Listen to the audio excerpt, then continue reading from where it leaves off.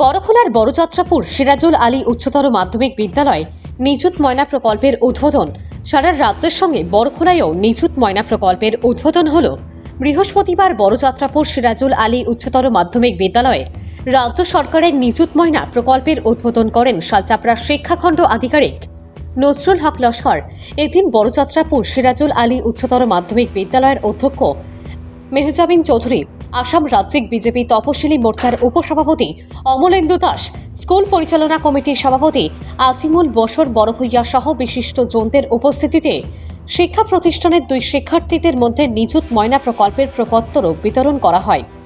এদিন বক্তব্য রাখতে গিয়ে আসাম রাজ্যিক বিজেপি তপশিলি মোর্চার উপসভাপতি অমলেন্দু দাস ছাত্রছাত্রীদের উজ্জ্বল ভবিষ্যৎ কামনা করে বিজেপি সরকার ছাত্রীদের জন্য বিভিন্ন প্রকল্প হাতে নিয়েছে। বাল্যবিবাহ রোধ করার লক্ষ্যে সরকার নিযুত ময়না প্রকল্প হাতে নিয়েছে। এছাড়া মুখ্যমন্ত্রী ডক্টর হিমন্ত বিশ্ব শর্মার কাজকর্মের ভূয়সী প্রশংসা করেন তিনি। এদিন সিরাজুল আলী উচ্চতর মাধ্যমিক বিদ্যালয়ে স্ক্রিনে ভিডিও কনফারেন্সের আসামের মুখ্যমন্ত্রী ডক্টর হিমন্ত বিশ্ব শর্মার বক্তব্য সবাইকে শোনানো হয়। এছাড়াও উপস্থিত ছিলেন শামসুদ্দিন মজুমদার সহ অন্যান্যরা। Bureau report, Assam prime network.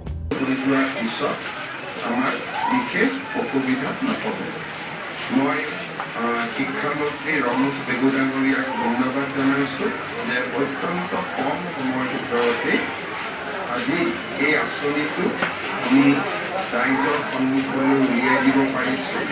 Lok Sabha নিৰ্বাচনৰ সময়ত চৰকাৰখন সাংবাদিক কাৰণত স্থবিৰ হৈ আছিল, কিন্তু লোকসভা নিৰ্বাচনৰ পিছতে আমি চৰকাৰখনক গতি আনিবলৈ প্ৰচেষ্টা কৰিছোঁ আৰু নিযুত ময়না আঁচনিখন ইমান কম সময়ৰ ভিতৰতে নীতি নিয়ম প্ৰস্তুত কৰা, বিত্ত বিভাগৰ অনুমোদন লোৱা, কেবিনেটৰ অনুমোদন লোৱা, ইমান কম সময়ৰ ভিতৰতে এই আঁচনিখন ওলাই দিব পৰাটো শিক্ষা বিভাগৰ এক কৃতিত্ব।